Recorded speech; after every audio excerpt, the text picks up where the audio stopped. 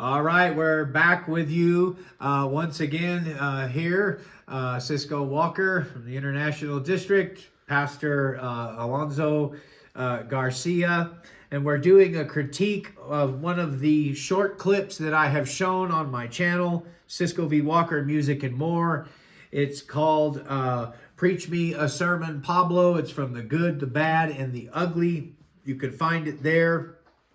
It's a wonderful clip. It's amazing how much Sergio Leone was able to pack into such a short, really, amount of time. And the reason we're doing these clips is because we're trying to show how pop culture views and sees Christianity, because it's a critique of Christianity, and we can learn from it and we can grow from it. And so we're kind of taking these things apart.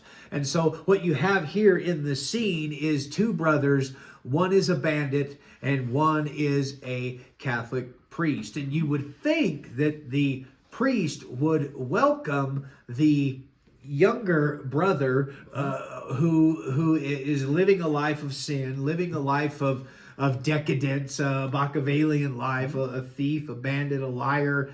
But we find sadly that he doesn't welcome his brother in. And this is a wonderful, sad, but yet very true representation, I believe, of how most people in the church treat prodigals when they come through the door. Absolutely. What do you? How would you tie this together? This piece from The Good, the Bad, and the Ugly to where we are now in 2025. Sure. Well, I think we probably have a starker divide than we've seen in many years between the religious community in the eye of the public, right? Right now, the whole world is watching. We tend to treat the downtrodden and the powerless in ways that seeks to exploit the fact that they are downtrodden and powerless. Okay. And sometimes we do it in the name of religion. Now, this is not really captured within The Good, the Bad, and the Ugly, but if you have, the priest representing, this idea of the religious community, there is probably, you saw the statues and the stuff in the clip, there's Sure. probably gold, there's probably things that, it's part of what you're supposed to assume when you see something like that, even though it's not spelled out. It's referencing the Catholic Church. Catholic Church is known for, at least in periods of time, of having lots of money secreted, right, for God or for whoever. And so you have, in this sense, the brother who is saying, like, you left, I stayed, I have been poor, I'm doing all the wrong things because I don't know what else to do, I have to.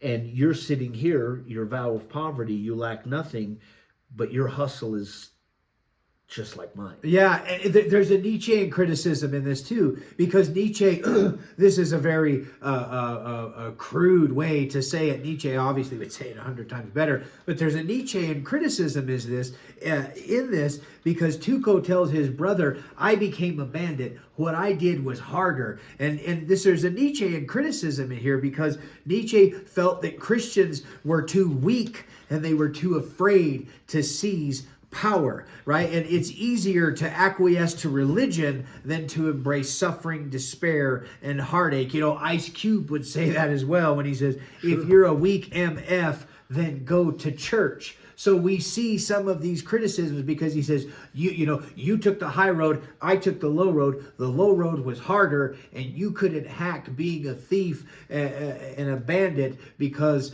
you were, in a sense, weak. And my way was harder, but the Bible tells us that the way of the transgressor is hard, but the cross life is difficult as well. You have to have empathy for Tuco and the priest, I think, to see it accurately. Absolutely. No, there's no doubt. Kind of leaning on the idea of, whether the church has the strength to seize power, one might say that the church has, to a degree, seized power, especially in, we're in America, the American political spectrum.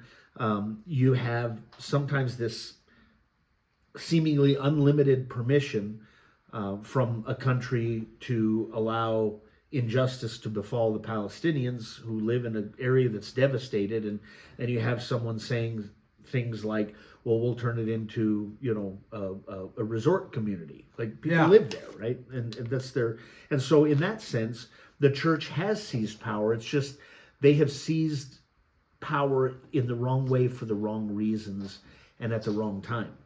We can step away from, whether Israel's involved or not, and look at the struggle between Ukraine and Russia.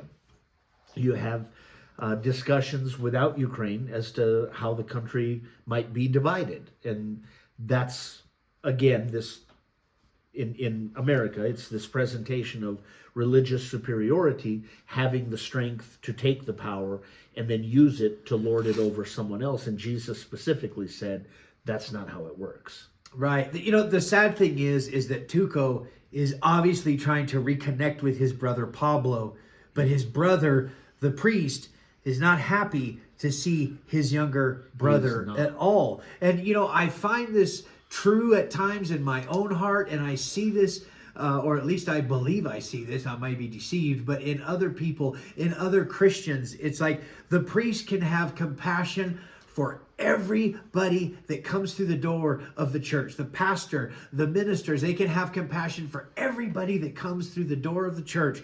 But when one of their family comes in, it's a completely, totally different story. He tells them, just go away. What good will it do for me to tell you about the gospel? What good will it do for me to show you love or compassion? And so sadly, we see that this perennial error or history has repeated itself because, Tuco's happy to see his brother. He really wants to see him. Starts out that way, yeah. But it doesn't end that way. It does not end that way. And if you notice, he even though he punches his brother, like he even picks it. Tuco has more love in his heart for his brother than the priest does, which should have the love of God and love for people. He also hits him a lot harder. Oh yeah, Pablo slaps him. Yeah, he straight up decks him. Well, yeah, because he's been it's the life that he's lived. He lives the life.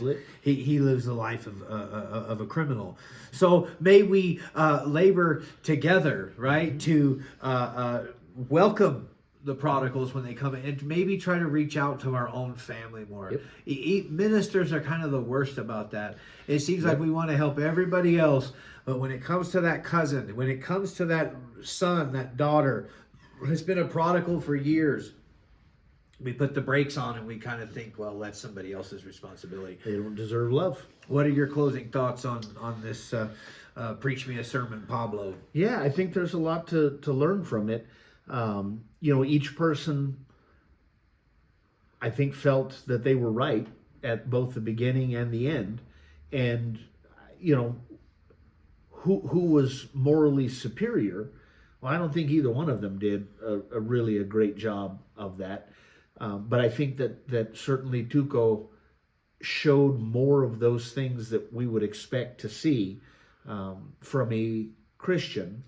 But Pablo, unfortunately, showed all the things that we kind of see from Christians. Yes, and one thing, as we close, one thing that I've learned is that Christians never see themselves as Pablo. No. We don't see ourselves as mean. We don't see ourselves as cold. Nope. We don't see ourselves as inclusive. We don't see ourselves as morbidly offended. Because Pablo was offended at Tuco. Of course. And he could not surrender that to God. Yep. Or he had not surrendered. They say, well, how do you know that? Because of his reaction to his brother. Absolutely. So we have to see ourselves in the place of Pablo. 100%. And that's not easy to do. It's not. But it's also not that hard. Amen. Well, we thank you, Cisco V. Walker, Music and More, Preach Me a Sermon, Pablo, from the Good, the Bad, and the Ugly. We're going to be doing a lot of these. Go to the channel, watch them. Thank you, and good night.